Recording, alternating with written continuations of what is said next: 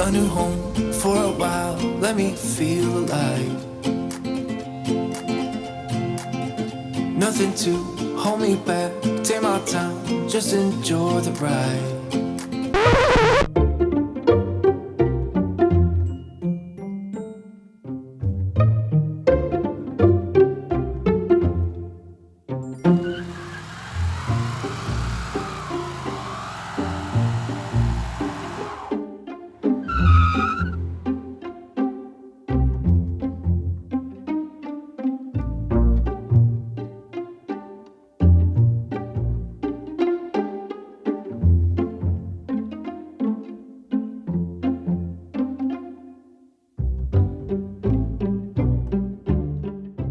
Today, we're doing a campground review on Thousand Trails, Russian River. General impressions.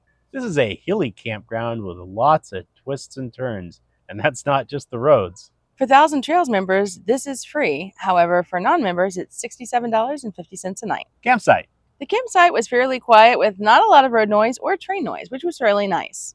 Most of the campsites did have asphalt, but it was crumbling and damaged.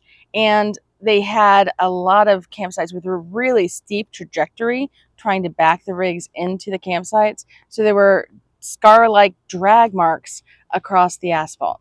And a lot of the campsites were incorrectly laid out. So you either had to pull into it forwards or back all the way from the main road to your campsite. They marked the campsites for the large rigs with a piece of paper, which was actually a little bit confusing at first. We thought that they were all reserved. So it made it even more challenging for us to find a spot. We stayed in campsite number 20, which was level and did not require any leveling blocks. It was an asphalt campsite with mud and dirt surrounding it. This was a 30 amp campsite, and none of the campsites have sewer. The water was also very slow and kind of just trickled out, which was due to a water shortage that they had. We ended up using the water from our freshwater tank for our stay. They also had sites 19 through 21 marked as big rig access, but they didn't have 50 amp either. And in fact, when we took a look at the map, none of the sites were listed as 50 amp. So we're assuming 50 amp just wasn't available at this campground. I did attempt to fill the freshwater tank right before we were going to leave, but after 2 hours, there was still no progress on our gauge. So at that point, we just called it quits and headed out. There was no fire ring at this campsite, but they did have a grill and not just one picnic table, not just 2 picnic tables, but 3, enough for a picnic ring. To be fair, it was Thanksgiving when we were there, though. And Maybe they were just preparing for Thanksgiving meals. Yeah, we think that a lot of people were pulling picnic tables together to make Thanksgiving. They did not have Wi-Fi at this campground. Supposedly there was Wi-Fi at the clubhouse, but we were not able to get into the clubhouse because it was Thanksgiving. We did not test Verizon and Starlink speeds. Verizon service was available at the campsite. We did not, however, test how fast it was. Yeah, it was the holiday, so we just thought, let's just enjoy. They did have a dump station, and they had a honey truck that comes through twice a week for people who are there for longer stays. The water did work at the dump station, so hashtag let her rip. You won't have to worry about your stinky slinkies here. Amenities. They did have bathrooms and showers. However, the bathrooms were probably the dirtiest bathrooms that I've seen. They had they had toilet paper, and they were just not clean.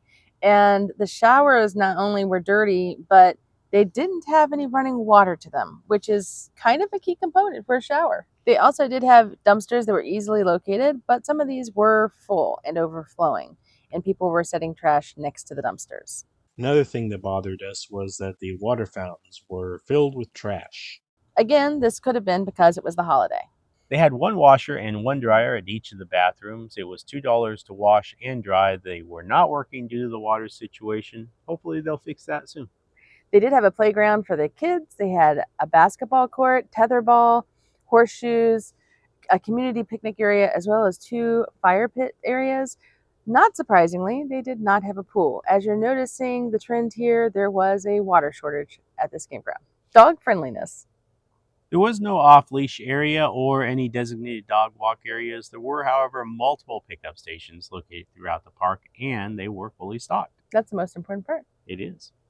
Campstore. There was a Campstore listed on the map. However, It was a holiday and they were closed the entire time we were there. So we're not sure what they had as offerings. Campstaff Interactions. This is easy. We didn't have any. We made the reservations online. They didn't put a packet out for us at the poster board outside the office. And unfortunately, there was also no security at the main gate, which was our biggest issue with this park. This is the only Thousand Trails we've been to that didn't have security, and it kind of felt like it needed security. Definitely. The office was closed for the holiday, and we didn't receive any courtesy call to let us know that they were expecting us or to give us any instruction before we arrived. If this had been a regular campground, we wouldn't have even been sure that we had paid, but we are Thousand Trails members, and it was a Thousand Trails campsite, so either way, it's free.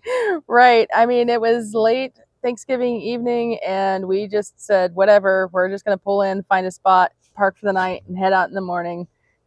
It's already paid for.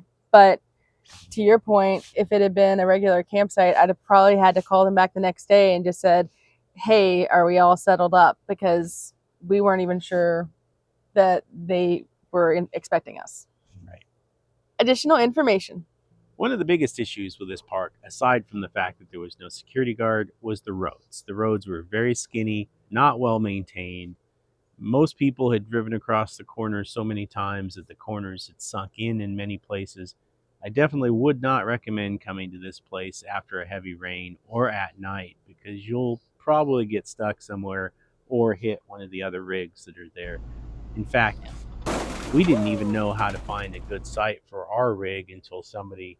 Thankfully, another camper flagged us down. Another camper flagged us down. She told us where there was one, an open site, because again, Thousand Trails is pretty much pick your own site, and one that would fit our rig, which we were very thankful for, because at that point we were very tired.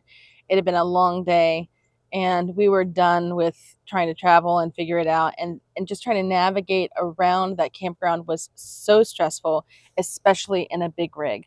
I highly do not recommend, especially after a lot of rain or during the rainy season, because some of those locations you may not be able to get your rig back out if you get heavy rain while you're there. And to the lady with the pink donut tire cover on the back of her Class C motorhome, We salute you. Yeah, definitely thank you for your help.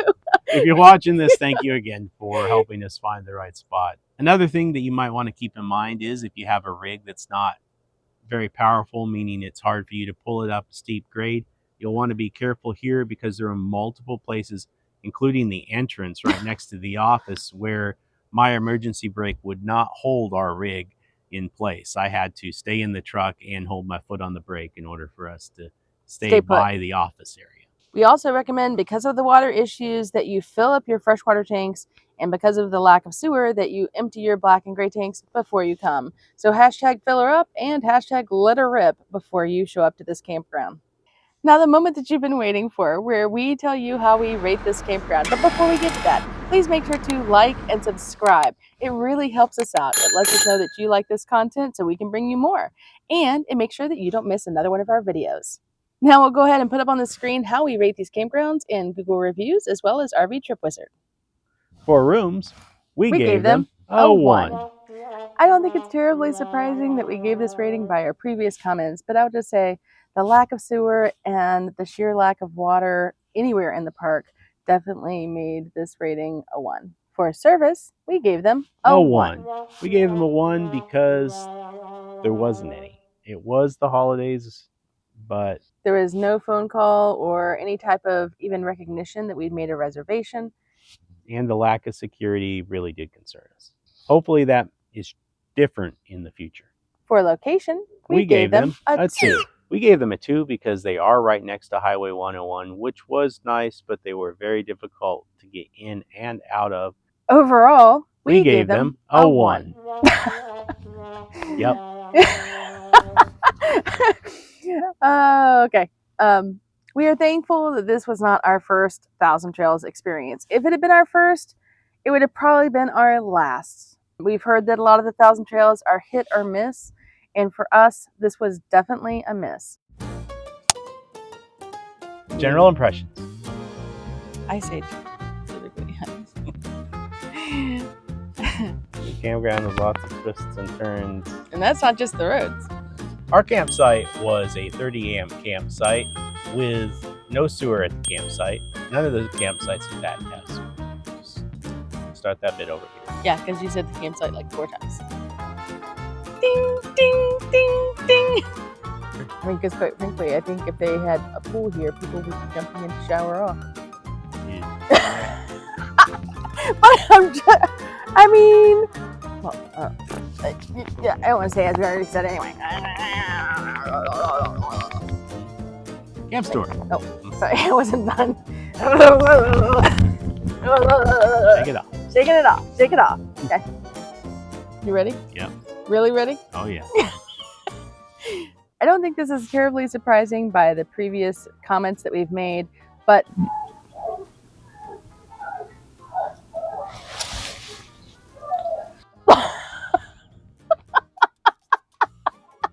that's how we felt at the campground.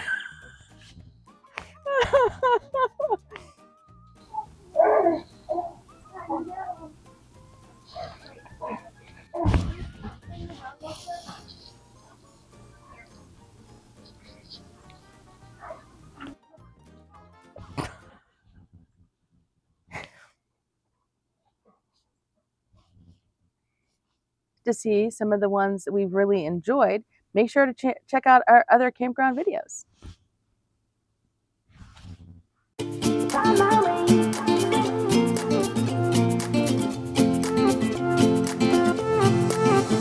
A new place, a new home. For a while, let me feel alive. Nothing to hold me back.